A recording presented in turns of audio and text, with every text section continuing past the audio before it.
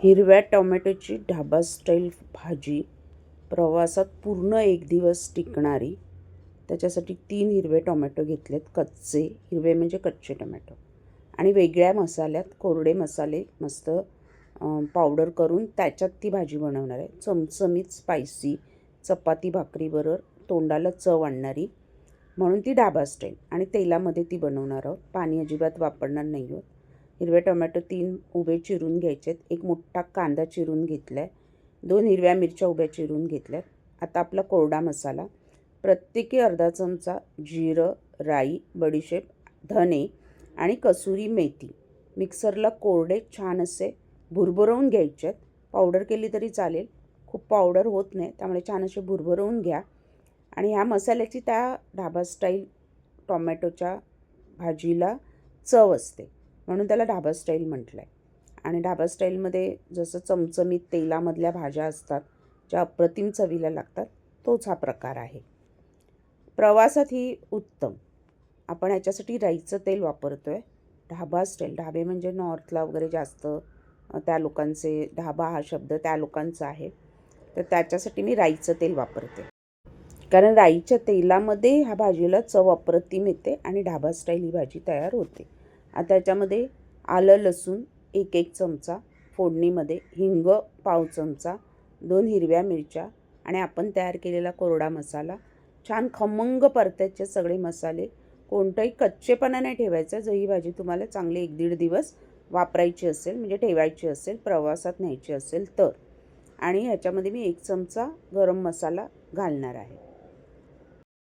कोरडे मसाले आपण कच्चे मिक्सरला हे केले होते, त्यामुळे छान तेलात खमंग परतून घ्या. छान असा त्याचा सुवास पसरतो. आणि कांदा आपला चांगला गुलाबी होईपर्यंत परतायचा आहे तेलामध्ये. त्याच्यातच मीठ घालून घ्यायचं आहे चवीनुसार.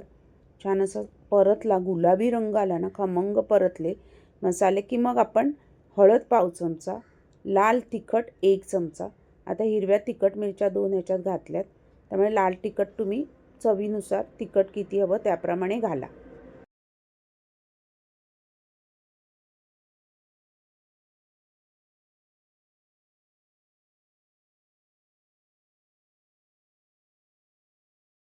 मी थोडं तेल कमी वापरलं आहे, पण प्रवासात न्यायचं असेल तर तेल थोडं अजून जास्त वापरा, कारण आपल्याला हे तेलात शिजवायचे. टोमॅटो टाकल्यानंतर त्या टोमॅटोला त्याचं स्वतःचं पाणी सुटणार. टोमॅटो टाकून छान परतवून घ्या मीडियम टू हाय गॅसवर. झाकण ठेवून 3 ते 4 मिनटं वाफ काढून घ्यायचे. टोमॅटो छान शिजला पाहिजे, मऊ झाला पाहिजे, एवढं छान असं त्याला शिजवून घ्या. टोमॅटोचाही कच्चेपणा अजिबात राहिला नाही पाहिजे, तर त्या भाजीला चव अप्रतिम लागते. खरंच ही भाजी खूप खूप सुंदर लागते. थोडंसं ह्याच्यात आवडत असेल तर गूळ घाला, आणि जी चव अजून अप्रतिम होते. आंबट तिखट आणि किंचितसं गोडूस अशी चव येते. हिरवा टोमॅटो बऱ्यापैकी आंबट असतो आणि लाल टोमॅटो आंबट गोड असतो, त्यामुळे लाल टोमॅटोची जर ही भाजी बनवली तर गूळ वगैरे घालायची गरज नाही. मग त्यात थोडं मसाल्याचं प्रमाण जास्त घाला. बघा मस्त शिजली आहे, टोमॅटोचं पाणी सुटलं आहे त्याला.